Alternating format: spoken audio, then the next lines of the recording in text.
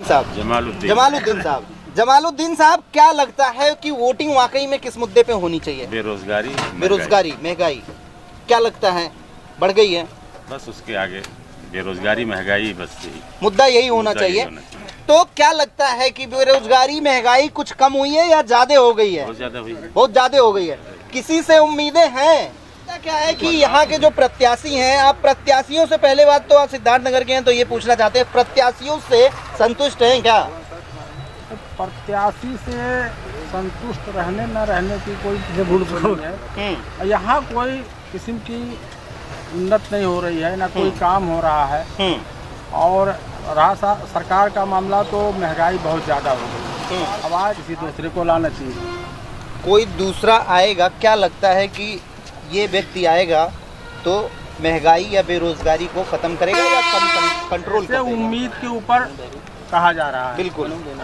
भाजपा सरकार में ये नफरत ज्यादा हो गया है। जैसे अगर चाय की दुकान पे 5 मुस्लिम है, 5 हिंदू हैं, तो अलग अलग टेबल पे जहाँ तक बैठते हैं। गंगा जमनी तहजीब कायम है, लेकिन फिर भी अब वो लोग ऐसा जहर घोल देते हैं कि कुछ न कुछ अंदर सबके बदलाव आ जाता है अंदर से। वो जहर का कुछ एक आधे पुड़िया इधर की, जब से हम लोग आए हैं तब से दंगा एक भी नहीं हुआ, और खास करके योगी आदित्यनाथ के सरकार में कोई दंगा नहीं हुआ।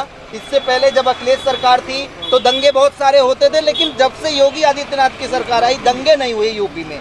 सहमत हैं? इसमें तो सहमत नहीं है कि कहाँ हुए दंगे तब? वो हमसे कह रहे हैं कि आप हिंदू मुसलमान ले आए, हम नहीं लेके आए। आपने जो हमको क्वेश्चन किया, हमने इसीलिए पुटअप किया उस चीज का। मीडिया वाले ही आप वहीं पे उनसे ही पहले एक बार बात कर लेते हैं, फिर आते हैं। जी। क्या नाम है आपका? नमस्कार, मैं अमरमणि मिश्रा, आप लोग देख रहे हैं Republic news TV, RN TV. जैसा कि आप लोगों को पता है कि ये लोकसभा का चुनाव शुरू है और यहाँ सिद्धार्थनगर बस्ती मंडल में 6वीं चरण में चुनाव का वोटिंग होगा और वोटिंग प्रतिशत बढ़ना चाहिए। और जो जमीनी हकीकत है या जमीनी जो मुद्दे हैं या जो देश का मुद्दा है वो चुनाव में जरूर होना चाहिए। लेकिन जिस तरीके से सिद्धार्थनगर का कह लीजिए या दुर्भाग्य ही कह लीजिए कि सिद्धार्थनगर में जो भी यहाँ के प्रत्याशी है, यहाँ के आम लोगों का ये कहना है कि सिद्धार्थनगर में क्या कोई नेता नहीं था, कि बाहर से ही तीनों लोग आए हुए हैं जो प्रमुख पार्टियां हैं यहाँ की, चाहे वो भाजपा हो, चाहे वो बसपा हो या चाहे सपा हो। तीनों ही कैंडिडेट सिद्धार्थनगर से बाहर से आए हैं, दूसरे जिले से आए हैं, दूसरी जगह से हैं तो हिंदुस्तान के, लेकिन बाहर से सिद्धार्थनगर के नहीं है। यहाँ के लोगों का कहना ऐसा है।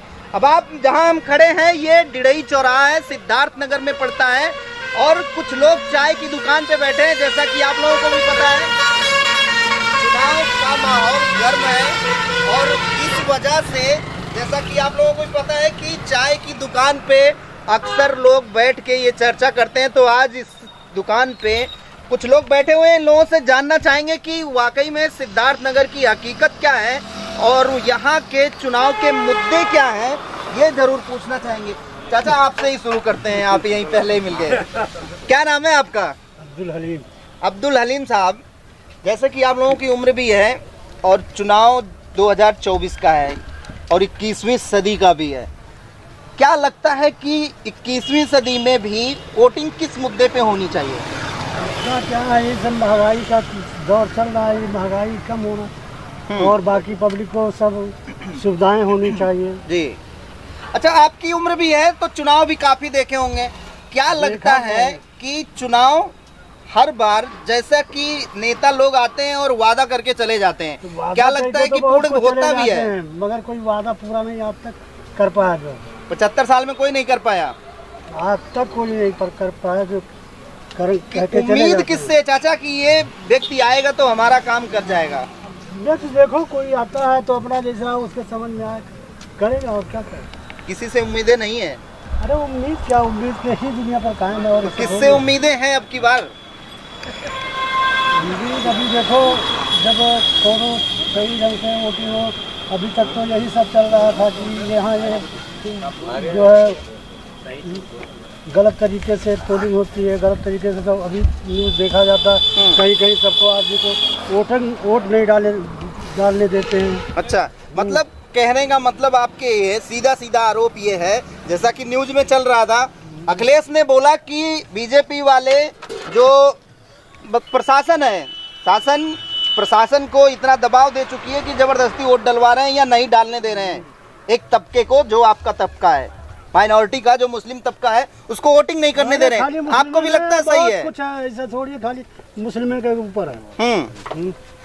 लगता है ये सही है? सिद्धार्थनगर में भी ऐसा कुछ हुआ आप लोगों के साथ? नहीं, अभी तो नहीं हुआ। नहीं, इससे पहले की बात मैं पूछ रहा हूँ, कभी ऐसा हुआ आप लोगों के साथ कि वोटिंग ना करने दिया गया हो? अभी तो ऐसा नहीं हुआ कुछ। तो क्या लगता है अब की बार में सिद्धार्थनगर का मुद्दा क्या होगा? क्या बताया जाए, जो होना होगा बाद में ही पता चलेगा। बाद में पता चलेगा। चाचा क्या नाम है आपका? कमालुद्दीन साहब। जमालुद्दीन साहब, क्या लगता है कि वोटिंग वाकई में किस मुद्दे पे होनी चाहिए? बेरोजगारी, महंगाई। क्या लगता है बढ़ गई है? बस उसके आगे बेरोजगारी महंगाई, बस यही मुद्दा यही होना चाहिए। तो क्या लगता है कि बेरोजगारी महंगाई कुछ कम हुई है या ज्यादा हो गई है? बहुत ज्यादा हुई है। बहुत ज्यादा हो गई है। किसी से उम्मीदें हैं? बदलाव हम लोग चाहते हैं, बदलाव चाहते हैं। बदलाव आएगा तो बेरोजगारी पे काम होगा। उम्मीद ही नहीं की जाती। उम्मीद पे कायम है आप, लगता है? अच्छा, वजह और भी है कुछ? नहीं, और कोई वजह नहीं, बेरोजगारी महंगाई। तो लगता है इससे पहले जैसे अखिलेश सरकार थी, मुलायम सरकार थी, तो कुछ महंगाई पे या बेरोजगारी पे कंट्रोलिंग था? जरूर कुछ कंट्रोलिंग था, कांग्रेस का दौर था, उसमें भी कंट्रोलिंग था। लेकिन ये 2014 से इधर की महंगाई तो आसमान छू रही है। 10 साल में महंगाई आसमान छू गई, तो अब की बार चेंज करने का मूड है। तो क्या नाम है आपका चाचा? शमसुद्दीन चौधरी। कहाँ के रहने वाले हैं आप? हम बस सिद्धार्थनगर के। अच्छा, लगता क्या है कि यहाँ के जो प्रत्याशी हैं, आप प्रत्याशियों से, पहले बात तो आप सिद्धार्थनगर के हैं, तो ये पूछना चाहते हैं, प्रत्याशियों से संतुष्ट हैं क्या? प्रत्याशी से संतुष्ट रहने न रहने की कोई जरूरत नहीं है। यहाँ कोई किस्म की उन्नत नहीं हो रही है, ना कोई काम हो रहा है। और रहा सरकार का मामला, तो महंगाई बहुत ज़्यादा हो गई। अब आज के दौर में 1000 रुपया का गैस मिल रहा है, 100 रुपये में पेट्रोल मिल रहा है। तो यही सब महंगाई है। और सब लोग बेरोजगार भी, कितने जो पढ़े लिखे लोग हैं तो पकौड़ा तल रहे हैं। तो हर किस्म की महंगाई है, इसके लिए सब परेशान हैं। तो ये जरूरी है कि मतलब ये बार किसी दूसरे को लाना चाहिए। कोई दूसरा आएगा, क्या लगता है कि ये व्यक्ति आएगा तो महंगाई या बेरोजगारी को खत्म करेगा या कंट्रोल करेगा? उम्मीद के ऊपर कहा जा रहा है। बिल्कुल, अभी उम्मीद है कि अगर बदलाव किया अगर जाए, मतलब आपके कहने का इंडिया गठबंधन आया तो कुछ महंगाई या बेरोजगारी पे काम करेगी। भाजपा सरकार उस पे नाकाम रही है, वो काम नहीं कर पा रही, यही है। और उसमें भाजपा सरकार में ये नफरत ज़्यादा हो गया है। जैसे अगर चाय की दुकान पे 5 मुस्लिम है, 5 हिंदू हैं, तो अलग अलग टेबल पे जहाँ तक बैठते हैं। लेकिन अभी हमारे यहाँ तो थोड़ा सा फिर भी सुधार है। मतलब सिद्धार्थनगर में गंगा जमुनी तहजीब कायम है, लेकिन फिर भी अब वो लोग ऐसा जहर घोल देते हैं कि कुछ न कुछ अंदर सबके बदलाव आ जाता है अंदर से। वो जहर का कुछ एक आधे पुड़िया इधर भी निकालिए। जहर का परसेंटेज कम है, एकता का माहौल ज्यादा है।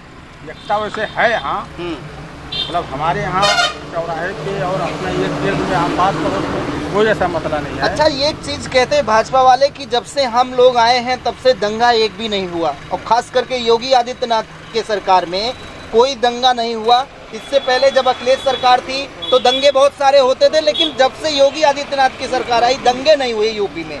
सहमत हैं?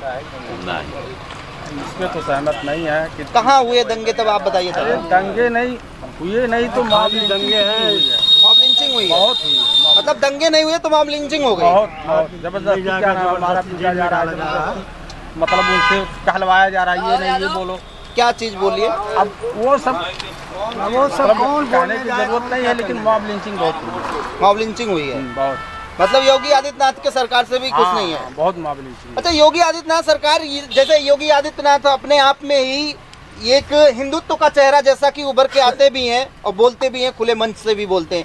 क्या लगता है कि कोई ऐसे ही मुस्लिमों का भी रहनुमा है क्या यूपी का, या किसी के लगता है कि लगाव में है कि हाँ हम इसके साथ रहेंगे तो हमारा काम सही चलेगा, जैसे कि हिंदू लोग समझ जाते हैं कि हाँ योगी आदित्यनाथ के सरकार में हम हैं तो सुरक्षित है। अभी किसी को कहा नहीं जा सकता कि आगे वो क्या करे। यही तो उम्मीद है, उम्मीद के ऊपर बदलाव किया जाएगा। किसी को फाइनल बता रहे सर। देखिए आपके चाचा जी बैठे पीछे, वो हमसे कह रहे हैं कि आप हिंदू मुसलमान ले आए, हम नहीं लेके आए। आपने जो हमको क्वेश्चन किया, हमने इसीलिए पुटअप किया उस चीज का। मीडिया वाले ही लगाते आप वहीं पे उनसे ही पहले एक बार बात कर लेते हैं, फिर आते हैं। जी। क्या नाम है आपका? राम उजागिर राम उजागिर जी। कहाँ के रहने वाले हैं आप? डेढ़ी बाजार के रहने वाले डेढ़ी बाजार के। आप एक आरोप लगा रहे हैं कि मीडिया इसको मुसलमान और हिंदू कर देती है। आप बता रहे हैं ना? मत कीजिए। नहीं हम नहीं किए, हमने किया नहीं। आप बैठिए चाचा। क्यों आप हिंदू मुसलमान की बात करते हैं? आप मुद्दे पर आइए। जो मुद्दा आपके चाचा मोदी की तरह मॉब लिंचिंग का मुद्दा कौन लेके आया? चौधरी साहब। मोदी की तरह जो है आप मुद्दे से क्यों भटक रहे हैं? बेरोजगारी, महंगाई, शिक्षा से हट करके हिंदू मुसलमान मंदिर मुद्दा किसने किया? एक थोड़ा हाँ। कोई भी भाजपा का नेता अपने जुबान से 5 शब्द न बोले हिंदू मुसलमान मंदिर मस्जिद पाकिस्तान आकर के डिबेट कर ले, बात कर ले हमसे मुद्दे पर। मतलब आपके कहने का ये है कि बीजेपी वाले अगर हिंदू मुसलमान ना करें तो ये बोल ही नहीं हमको पाएंगे। कोई किसी से कोई डर नहीं है। ये लोग जो है सिर्फ लड़ाने की बात करते हैं, धर्म की बात करते हैं। इस तरह से ये लोग मुद्दे से हट करके बात करते हैं, मुद्दे पर कोई नहीं आता। असली मुद्दा आपके हिसाब से क्या? हमारे असली मुद्दा ये बताइए, पेट्रोल कहाँ जा रहा है? ये फ्री बांट रहे हैं, वो 5 किलो राशन, इसको उसमें कन्वर्ट कर दें, अभी जो है कंट्रोल हो जाएगा। अच्छा, पेट्रोल का यूज कौन करता है? ये वो तो ट्रांसपोर्ट पर उसी के माध्यम से जो है सारा पेट्रोल डीजल जो है। ट्रांसपोर्ट किसके पास है चाचा? सबके पास ऑलरेडी। जिसके पास मोटा पैसा है वो तो अरे बता रहे हैं कि हम भाई आम आदमी को, गरीब को पैसा दे रहे हैं और गरीब को फ्री में दे रहे हैं। आपको तो नहीं दे रहे हैं। टाइम मत बर्बाद कीजिए, आप डीजल पेट्रोल से ही महंगाई बढ़ती है। अच्छा हाँ, और वो कहते हैं सबका साथ सबका विकास, ये कहते हैं ना। लेकिन मैं कहता हूँ चैलेंज के साथ, अगर सबका साथ सबका विकास भाजपा करती है, एक मुसलमान को टिकट क्यों नहीं देती है? वो चाहे उसका हो, नगर पालिका का हो, एमएलए का, एमपी का हो, मुसलमान नहीं लड़ना चाहता है। बड़ी बात आपने बड़ी बात क्या? वो सब बहुत बड़ी बात आपने बोला। ये वो मुसलमानों को क्यों टिकट नहीं देती? मुसलमान नहीं लड़ना चाहता है क्या?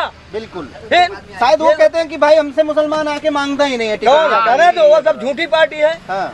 भाजपा माने बड़की झूठी पार्टी है। अच्छा। तमाम मुसलमान लड़ना चाहते हैं। क्यों चाचा, आप अभी नगर पालिका का मिलेगा टिकट, आप नहीं लड़ेंगे? क्यों नहीं पूछिए? दिखाइए भाई, चाचा को दिखाइए। लड़ेंगे बिल्कुल लड़ेंगे।